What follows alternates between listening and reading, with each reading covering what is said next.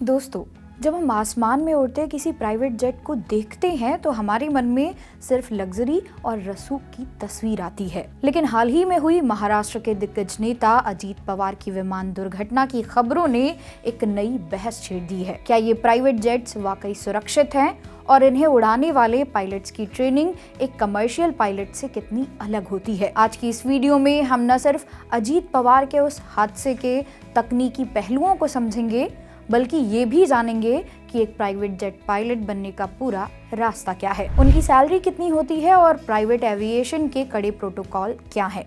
चलिए आसमान के इस रहस्यमयी सफर को शुरू करते हैं। एक प्राइवेट जेट पायलट बनना सिर्फ ग्लैमर नहीं बल्कि बहुत बड़ी जिम्मेदारी है। इसके लिए 3 मुख्य स्टेप्स होते हैं। सबसे पहले आपको DGCA द्वारा मान्यता प्राप्त फ्लाइंग स्कूल से CPL लेना होता है। इसके लिए 12वीं में फिजिक्स और मैथ्स होना जरूरी है। प्राइवेट जेट्स कमर्शियल विमानों से अलग होते हैं। पायलट को उस खास मॉडल को उड़ाने के लिए टाइप रेटिंग लेनी पड़ती है, जिसमें करोड़ों का खर्च आता है। प्राइवेट जेट के मालिक आमतौर पर उन पायलट्स को रखते हैं जिनके पास 1500 से 3000 घंटों का फ्लाइंग एक्सपीरियंस हो। यहाँ सिर्फ डिग्री नहीं, तजुर्बा बोलता है। क्या air India pilot private jet उड़ाता है? जवाब है हाँ, लेकिन प्रोटोकॉल अलग है। एयरलाइन पायलट का रोस्टर फिक्स होता है, लेकिन प्राइवेट जेट पायलट को ऑन कॉल रहना पड़ता है।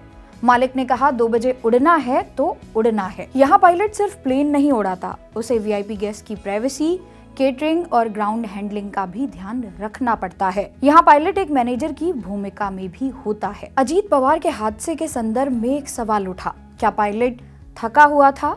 एविएशन में इसे FDTL यानी फ्लाइट ड्यूटी टाइम लिमिटेशंस कहते हैं। DGCA के नियम बहुत सख्त हैं।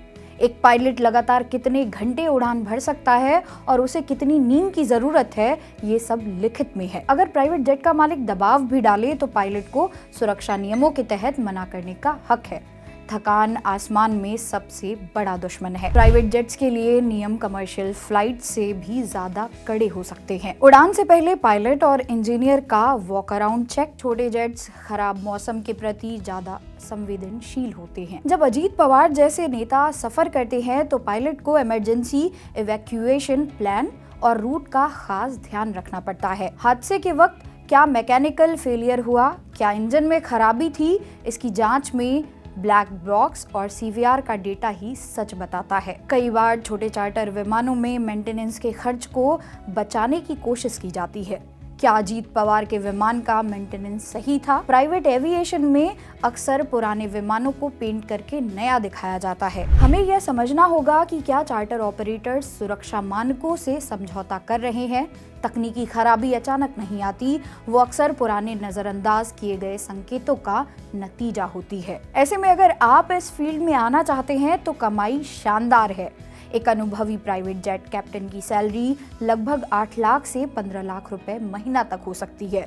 साथ ही दुनिया भर के आलीशान होटलों में रुकना और VIP लोगों के साथ नेटवर्क बनाने का मौका मिलता है। लेकिन इसके बदले आपको अपनी सोशल लाइफ का त्याग करना पड़ता है। अजीत पवार का जाना महाराष्ट्र के लिए एक बड़ी क्षति है और यह हमें याद दिलाता है कि आसमान में कोई भी अजेय नहीं है। तकनीक कितनी भी एडवांस हो, सुरक्षा हमेशा प्राथमिकता होनी चाहिए। एक पायलट बनना सिर्फ जहाज उड़ाना नहीं बल्कि सैकड़ों जिंदगियों को सुरक्षित जमीन पर उतारना है। उम्मीद है कि आपको प्राइवेट जेट की इस दुनिया की पूरी जानकारी मिल गई होगी। अगर आप पायलट ट्रेनिंग पर और जानकारी चाहते हैं तो कमेंट में लिखें। वीडियो को लाइक करें और चैनल को सब्सक्राइब करना ना भूलें। Thank you for watching.